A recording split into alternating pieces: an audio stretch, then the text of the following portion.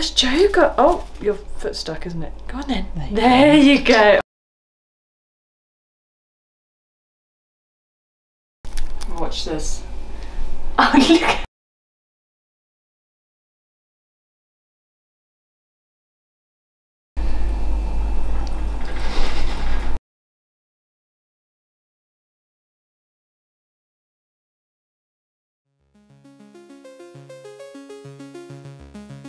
I was born in Belarus.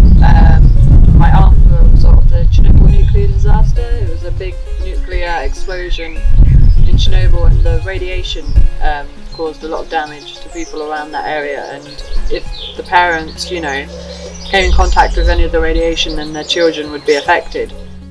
2.5 years old, I was adopted to England. But yeah, I went to a mainstream primary school to begin with, and then I went to stepping stones after that. Basically, you know, I went to stepping stones, went to college, Alton College, and then started working at Screwfix. A couple of years after that I went to a publishing company, and then after that it's moved in with my partner Ben in Surrey, in a nice place. We got a little 2-bedroom house, and then I got my current job at an IT firm. You know, really works well for me. When I was at Stepping Stones, I never thought I'd be where I was now. I thought I would still be living with my dad at 40 years old, but here I am in a place of my own with an amazing fiancé. 3 birds. I love birds. I've got 3 parrots. Rex! I know that's you, Rex. But no, you know, growing up in a special needs school, you're surrounded by people who are like you know, disabled people. It was just so nice to have that reassurance and feeling normal. We were lucky enough, I think it was 2011, 2012, to go to the Gambia. Our goal going over there was, you know, there are people like us, it shouldn't be hidden away, and we went to a really nice play scheme. It was for children with disabilities. It was just to get them out of the house. It was World Disability Day when we went there. It was around that time, so we did a big march through the village with loads of people. A lot of people came out. It was solely to raise awareness, and it's just such an amazing feeling. Obviously, I went to Alton College after Stepping Stones. It's, you know, big college really, especially compared to Stepping Stones because it's so small and intimate. It's quite daunting. You know, you're just not used to that big space with loads of people, and it, you know, it's normal to feel a bit anxious and scared. I did struggle, and you know, it's okay to say that, you know, you can struggle, and I did struggle at college, and I didn't want to be there for a while. Working at Screwfix, I found my confidence again. You know, going to college, it knocked my confidence down a little bit, obviously, but you know, once I started working, I was doing a normal job, you gain that confidence. I applied for Screwfix. I went for the interview, and obviously I was a bit hesitant because you know, I thought they're not going to want to hire someone like me, but they were very understanding.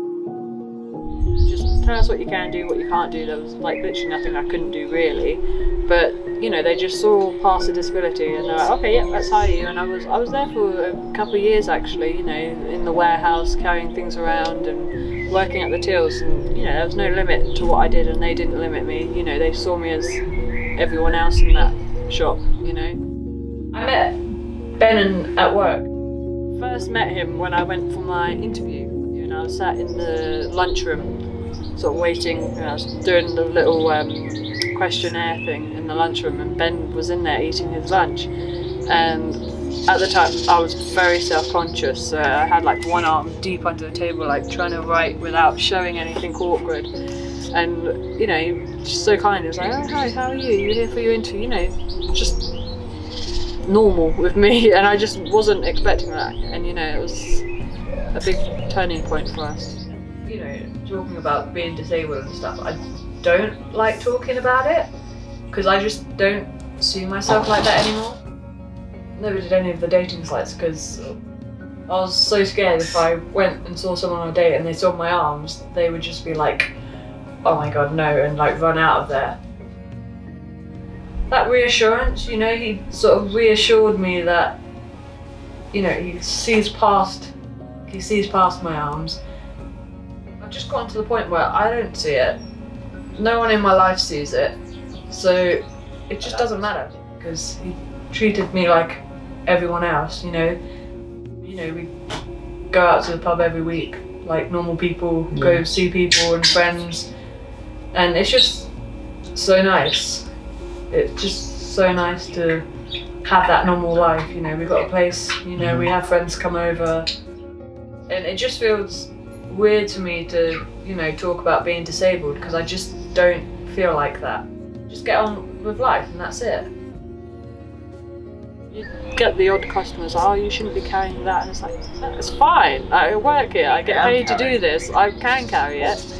You know, I've grown up with this, I don't know any different, I can do anything.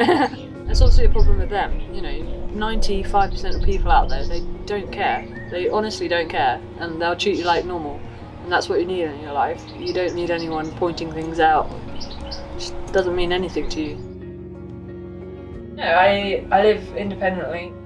You know, you've got so much independence, and I think a lot of the time you feel like you can't have much independence, but you get to that place where you do, and it's great.